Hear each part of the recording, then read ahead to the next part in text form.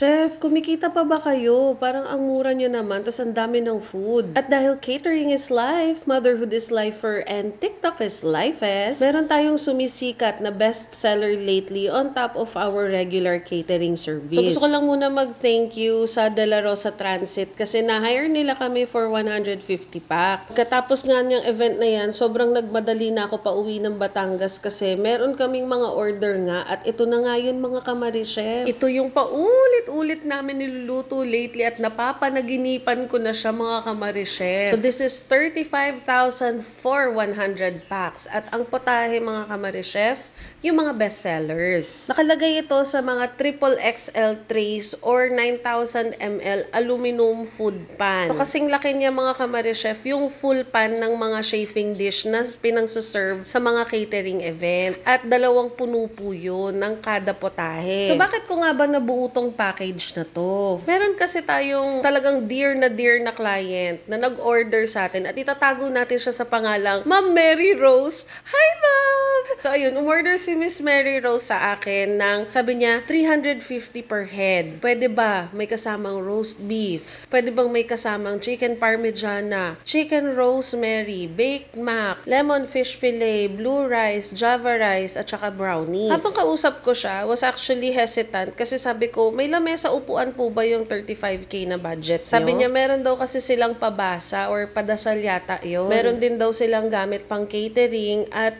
maalikabok nga lang daw. Kaya kung pwede daw, food at saka lamesa upuan. Sabi ko, ma'am, pasensya na po talaga. Kaso hindi namin kakayanin gawa ng kapag ka-event po, manggagaling po talaga siya sa Cavite. So, mas mapapamahal po sa transpo. Tapos sabi ko, ma'am, gusto po ninyo 35K, 100 packs capacity, tapos all food po ito. Sisiguraduhin ko pong marami talaga yung food. So, ayun mga kamari-chef, gumawa ako ng costing nito, tapos tinandard namin ng Cavite at saka ng Batangas Kitchen. Nung na-deliver na ang food, inantay ko talaga muna yung feedback bago ko to pinost. So, ayun, ang dami nga daw ng serving, tapos ang premium daw ng lasa ng food. Nakailang ulit pa nga si ma'am sa amin, iba-iba yung mga ino-order niya. Kaya naisip ko, i-post na rin to kasi marami kaming inquiries na hindi nila afford yung transportation fee ng full catering setup namin. Hindi nila afford yung service charge, yung mga overtime. Ang afford nila is food. Tapos marami rin kaming inquiry na nagre-renta lang sila ng gamit dun sa mga catering na malapit sa kanila. Tapos food namin yung sinoserve nila. Kaya sabi ko, sige, i-post ko to. And I did not expect na talagang magiging araw-araw talaga naming order to.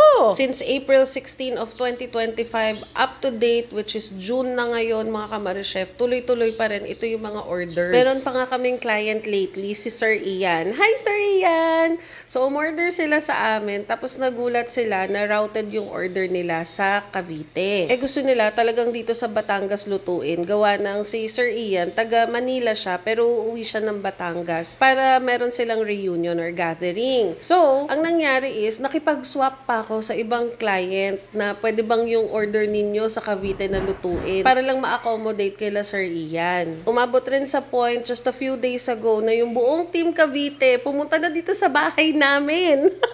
Nagdala sila ng mga extra na kalan, ng kawali, at saka ng mga gasol para lang matulungan kami magluto ni chef ko dito. Huhu!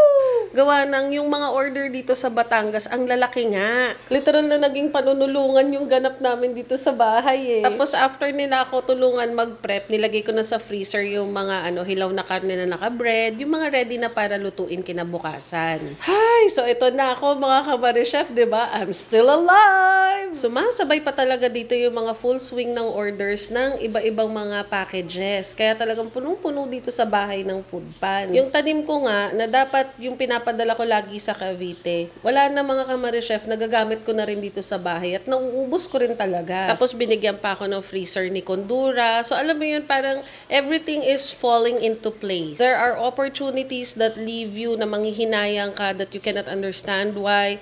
Pero at the end of the day, it is because pala merong isa pang mas magandang opportunity na ibibigay sa iyo ang Diyos. Kaya ako, nasa punto ako ng buhay ko na kung ano na lang yung ibigay sa akin, tinatanggap ko. At kung ano yung matanggal sa akin, tinatanggap ko din siya. Hahanap pa ako ng ibang way para meron pa tayong ibang potahe na maserve sa 35K 100 packs. I will do the best sa aking costing. Abangan nyo yan mga Kamarichef. Pero, I dedicate this package to Miss Mary Rose. That's why we call this 35K 100 packs the Mary Rose package. Our team is doing our best na parehas yung output ng Batangas at ng Cavite. Mga Kamarichef, may advantage lang sa akin sa side ko kasi marami akong herbs na tanim. Pero costing-wise, sa Cavite kasi binibili nila yung herbs. So, kaya hindi kami 100% parehas mag-garnish. Pero ang timpla, ang volume is actually the same. Actually, nasa video na to, everyday, iba-ibang client, pero pare-parehas lang yung napopost ko na pictures. Gusto ko naman makapagluto ng iba pang potahe. Mag-iisip talaga ako, promise yan, ng iba pang maisoserve natin na halagang 35K 100 packs. So, yun lang mga Kamarichef. Abangan ang susunod na kabanata. Bye-bye!